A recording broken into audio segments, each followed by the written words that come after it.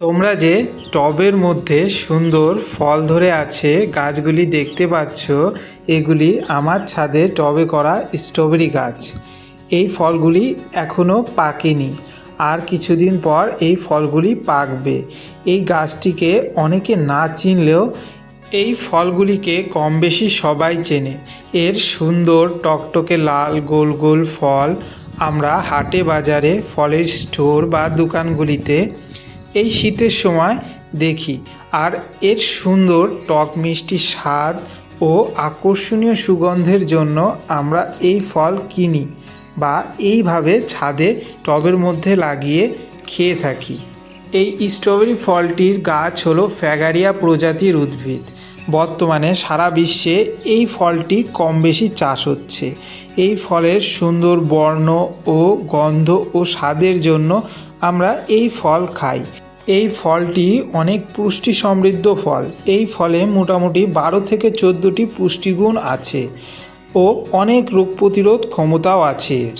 তো বন্ধুরা, এত সুন্দর ভালো পুষ্টিগুণ সমৃদ্ধ একটি জনপ্রিয় ফল আমরা বাড়িতে টবের মধ্যে এত সহজে করব কিভাবে? তোমরা যে গাছগুলি দেখতে পাচ্ছ, এই যে ফলগুলি ধরে আছে, আর কিছুদিন পর এই ফলগুলি এমন সুন্দর লাল হয়ে যাবে পেকে। গাছটি এই পর্যন্ত আমি কি পরিচর্যা করেছি তা তোমাদের সামনে আজ আমি বিস্তারিত আলোচনা করব আর দেখাবো।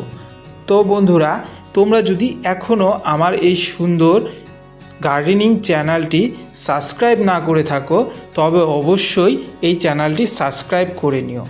কারণ এই চ্যানেলে আমি এমনই সুন্দর সুন্দর ফল গাছের ভিডিও তোমাদের সামনে নিয়ে আসি, আর তোমরা অতি সহজেই সেই গাছের পরিচর্যা করতে পারো এবং গাছ লাগিয়ে এমন সুন্দর ফল ফলাতে পারো গাছে। তো নমস্কার বন্ধুরা, টিজি গ্রিন গার্ডেন ইউটিউব চ্যানেলে তোমাদের সবাইকে স্বাগত।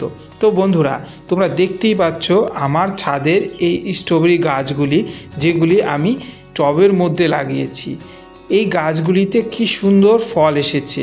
প্রত্যেকটা গাছে বন্ধুরা দেখতে পাচ্ছ ফল ধরে আছে, তার পাশাপাশি ফুলও চলে এসেছে, মানে একটার পর একটা হতেই থাকে এই গাছের। এটাই হলো বিশেষত্ব।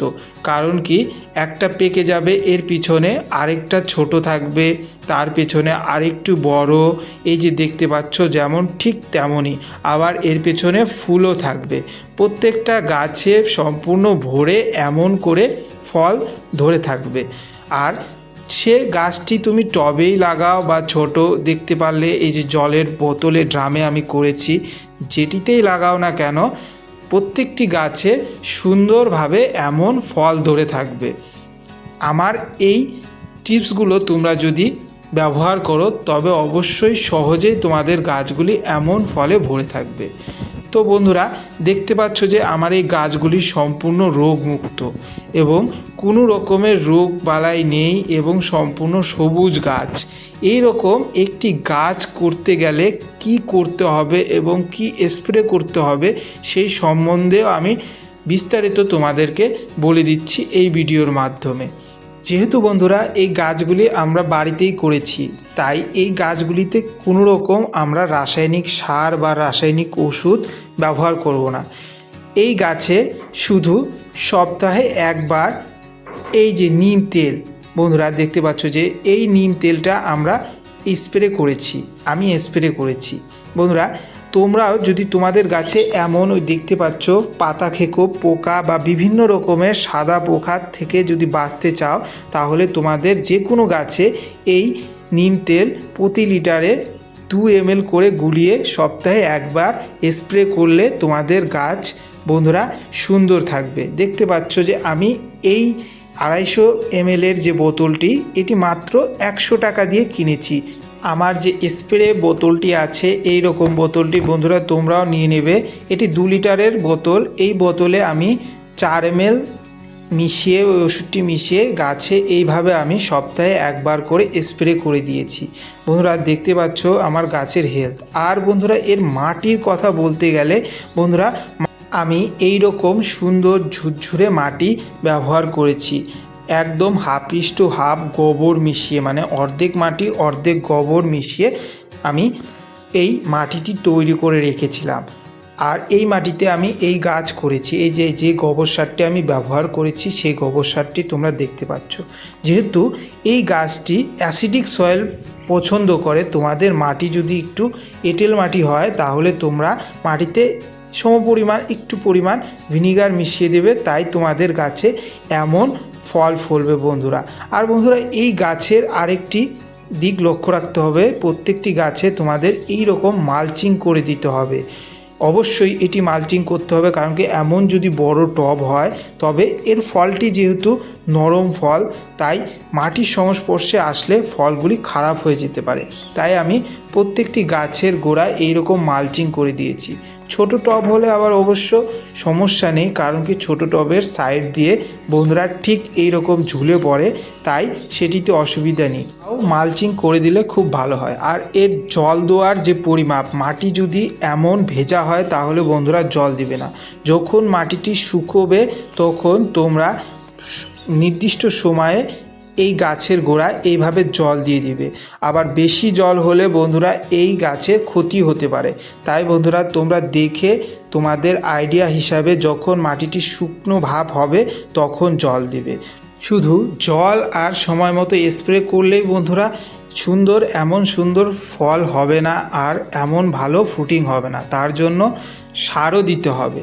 আমি বন্ধুরা আমার এই গাছে এই লিকুইড জৈব সারটি দিই। এটি আমার বিশেষ লিকুইড সার, দেখতেই পাচ্ছ।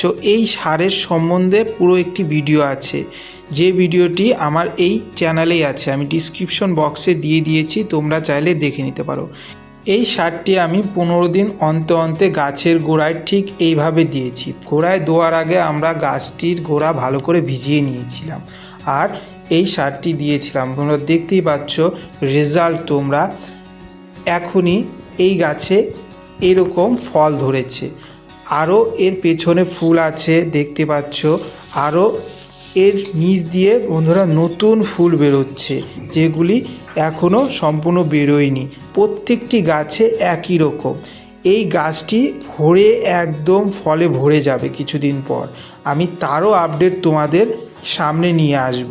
বন্ধুরা দেখতেই পাচ্ছ, সামান্য এইটুকু পরিচর্যা নিলে তোমাদের গাছেও তোমাদের বাড়িতেও এইভাবে স্ট্রবেরিতে ভরে যাবে, আর তোমাদের সারা বছর আর স্ট্রবেরি কিনে খেতে হবে না।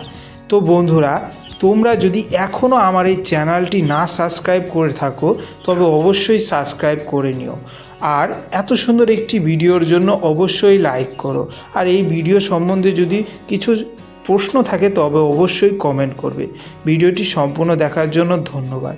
তোমরা সুস্থ থেকো, ভালো থেকো, আর আমার এই চ্যানেলের পাশে থেকো।